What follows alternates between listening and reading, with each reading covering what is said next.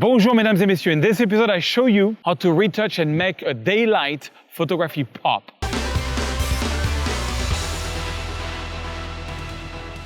Bonjour mesdames et messieurs, my name is Serge Ramillier. I'm a French photographer living in the beautiful city of Paris, and I make 2 tutorials per week. Click here if you want to get the raw file of this episode and all the past episodes, and click here if you want to subscribe to my YouTube channel. Alright, in last episode I showed you how to take a long exposure photography, which always has a little color cast, this was in Normandy, and how to retouch it. In this episode I'm going to show you how to retouch this photo of my dog Caramel, an amazing dog, and it was taken like at 2 or 3 o'clock in the afternoon, and I wanted to see how we can do, usually I would take sunrise or sunset photo, but I wanted to see how I can make this daylight photo taken in the middle of the afternoon, which is a wrong timing pop. That's the final result, and let me show you how you can bring some more life and lights and cool things to a daylight photo. Alright guys, so today I want to do a bit of a different tutorial, and I want to solve 2 problems. The first problem that I want to solve is that a lot of people ask me, yeah, you always take like sunrise photos or sunset photos, but what about like, complete daylight, like 2 o'clock or right after lunch type of photo? What can we do with this type of things? And so I took this photo of my dog at the beach in Normandy a couple of weeks back before going to LA, and I really liked the reflection of the clouds in the water. And so I said, oh, this is like this was taken right after lunch. The sky, the sun is very high up, so you got very strong shadows. I was wondering, like, what could I do to make this photo from being like a snapshot to a real, nicer photo? And one of my inspiration that I often go, like the photographer I would like to be when I grow up is a man named Erik Almas. He's a Norwegian gentleman living in San Francisco, I believe, and he has a style of photography that I really love. And one of the things that I love about his photography is that his skies are very not contrasty. They have a slight color cast. They're very subtle. Look how the bottom of the photo is very contrasty and how the top of the photo is very feathery. I like that. Well, sometimes it's got stronger clouds, but most of the time it's very light clouds. Like this one, for example, with a strong reflection. He cleaned up the water. He added a little plant there.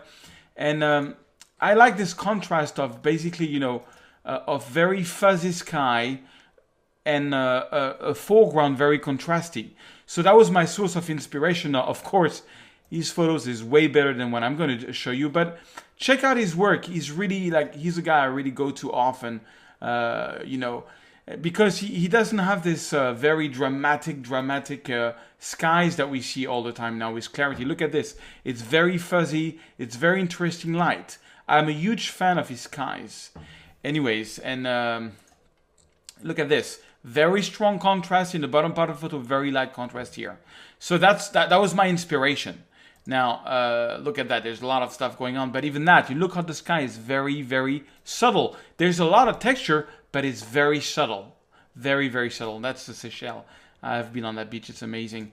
Check this out. You can hardly see the sky, but I don't know. It's got a dreamy feeling to it that I really like. Okay, so that's my inspiration. Now, how can we do this with this photo of my dog Caramel? Now, of course, the result is not going to be as much, but you will see. I'm going to open up the shadow so we discover my dog. This is my lovely dog Caramel, Spanish cocker, and I really like him a lot. He's the love of my life. Anyway, so we were at the beach, and I love the reflection that there is there, and so I open up the shadow, but instead of bringing down the highlights, which is going to bring a lot of contrast, I'm going to go the opposite. I'm going to open up the highlights, making the entire photo even brighter. Okay, then I might even do like a lower clarity, just a little bit on the overall photo. So we already get a dreamy look, but the key point is going to be with the contrast. I want to make the contrast of the overall photo pretty light. So one way to do that is just to take the contrast slider, instead of going right like I usually do, go left. And it's just going to take out some of the contrast in the photo until it's very, we want sort of pastel, very light colors, okay? Now I still want I want the background, and I like to work on on the background, on the sky, and on the foreground differently. So for this, I'm going to use this the gradient, the neutral gradient, which I'm going to put the gradient filter. I'm going to put on the sky, and on this one, I'm going to go. I'm not going to lower the exposure like I usually do because I don't want to bring back contrast. I'm going to take out even more contrast in the sky, and I'm going to add a bit of white and a bit of magenta in the sky to take off the blue. It's going to make a sort of a dreamy look to it. Okay, and that's not all. That's not all. What I want to do is also, I think I'm going to go and I need to clean up that image because there's too much stuff going on there. So I'm going to go and I'm going to do some, I'm going to look at the dog, but there's a lot of noise in the dog because he was in the shadow. So I'm going to take a lot of noise out. And yeah, something like this. I'm going to go on 30 on noise. And I'm not going to do sharpening. I don't want a very sharp photo on this one. I'm going for a more dreamy look. So, so I took out the noise. We're starting to have a little dreamy look here, you know. Now, oh my God, I click on, right, my Lightroom is lagging. Okay, and then I'm going to enable the profile correction to take out the vignetting. And I want to give it a color cast because right now it's very neutral. So one good way to add a color cast is to use a split toning, okay? So split toning, I'm going to go into the highlights. It's going to add colors in the highlights. So I'm going to take some warm color, something like that. Okay, I always first pick the color, okay, and then I bring down the saturation. I just want a little color cast. And let's see, in the shadows, let's see what happens if I add some blue in the shadows, and then I turn down the saturation. I'm just trying to get a little color cast here. Check it out, before, after. Just a little color cast. Now we have a little of bluish, a mix of warm and a mix of blue in the photo. Okay, I want to make this more panoramic photo, so I'm gonna take my crop tool and I'm gonna lower a bit here and lower a bit there so that we are more on caramel. Okay, and so we have a very uncontrasty, I call like the pastel type of look. Oh, my horizontal line is not really straight, so let's use this to follow the horizon. Oh my God, yeah. Oh, let me do this again. Yeah, I think I'm pretty straight now. Okay, and now I'm ready to, sort of clear. I might add a little bit of sharpening, just a little tiny bit. Sharpening, so I used 28 at noise reduction, so I'm going to go about 70. Okay, and then I'm going to do the masking because I don't want any sharpening. You know, the masking, if you hold on the Alt key, you can see what's going on. Anything which is black is not going to get sharpened. Okay, this way he's a bit sharpened. I mean, you know, I really, this photo was really exposed to the highlight, but check out the changes. This is where it came from, before and after. So I'm just trying to give it a look. That's what I'm trying to do. Now the next thing I would do is probably just go into Photoshop and do some cleanup. I'm going to use Photoshop CC 2014 that just came out. And I just want to make some cleanup and give this sort of pastel look to it. Okay, and so, all right, so I'm going to duplicate the background. I always like to leave the background, and I'm going to start cleaning it up. So first, I want to erase the people which are there.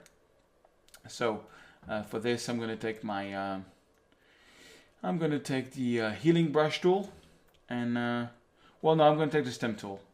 No, let's try. Well, no, I'm going to take the stem tool. I think stem tool is going to do a better job.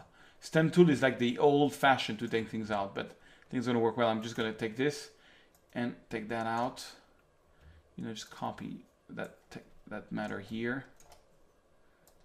One thing that's important when you use the stem tool is to, well, we have a bit of a duplicate here, is to, you click and you drag, and then you leave your mouse, and then you click again, and you brush, and then you leave your mouse. Don't hold your finger too long on it. Okay. One thing that could be interesting on this photo is also like to maybe clean up some of the, well, on this one I can use a spotting brush tool just to clean up all these stones here. Well, there is a bit, and that's how it was, but it's just, you know, oh, I'm not using the right tool. Spot heating brush tool is what I want. Spot heating brush tool, you just click and it takes out the spot, right? Now, okay, we need, and well, I could do a lot on that, just make it like a very pure, you know, water, but it's not necessarily what I don't want to spend you too much time on this, and I don't want to bore you with this, but already it's a bit cleaner before and after. It's a bit cleaner. Maybe this, you know, just the big spots. You know, I want to purify this photo, make it more clean, make it like almost like a comic book, you know, type of photo. And yeah, I actually like the result. It's pretty cool. Now, sometimes what I like to do to give it an even more effect, I'm gonna duplicate the layer. So I'm gonna press Command J to duplicate the layer, and then I'm gonna go to Filter. I'm gonna go to Noise, Reduce Noise, and the idea is to give it like an even more cartoonish look. So strength is going to be at 10, preserve detail 0%, reduce color noise 100%, sharpen detail 0%. Okay, so we are basically just reducing noise, but we are, you know, we're not keeping any detail. So it's going to really look like a drawing at the end. But then I'm going to bring back some details at the end. I'll show you how. So let me put on pause because that could be a bit long, the reduce noise filter. All right, so, well, you can see it more on the dog, but before, after, I really took out a lot of details. So it looks like a lot more fuzzy now, okay? And I'm gonna do it one more time. I'm gonna go to Filter, Reduce Noise. I'm just gonna redo the same filter that I did a second time. So that layer would really be heavily noise reduced, right? So let me put on pause while this is happening. Check it out now, he's really blurry. Before, after, really blurry. Okay, but now what I'm going to do is take that background copy that was there, I'm going to put it on top. So we are back with a full detail photo of him, and then I'm going to go to Filter, Other, High Pass. Now what the high pass filter is going to do is going to put the entire photo gray, except the outline, the major line detail. Usually I go around 3 and click on OK. So that, yeah, what that's going to do is, so you got just a gray layer and just the outline of the dog is there and of the sea. Now, if I put this in overlay mode, what's going to happen, check it out before and after, it's going to bring back details in the photo. Now, I think my blur background, which is here, is a bit too strong. So you can always lower the opacity. Yeah, I just want to, you know, I want to have like a very sort of like a draw look type of thing, you know. Okay, that's pretty cool. And last but not least, I would do some, oh, you see here, I brought back some of the gentlemen's there, but that's fine. So just add a mask to it, and just brush in black whatever is there. Oh no, that's not where it came from. That's because I lowered the blur. That's because I lowered the blur. Okay, now that's a problem. I lowered the blur. So, well, what I can always do is, if I want to bring back some details, I can do a little mask here, and with my brush, and I'm gonna put my brush like at 40%, and I'm just gonna bring back some details. Oh, it's too much.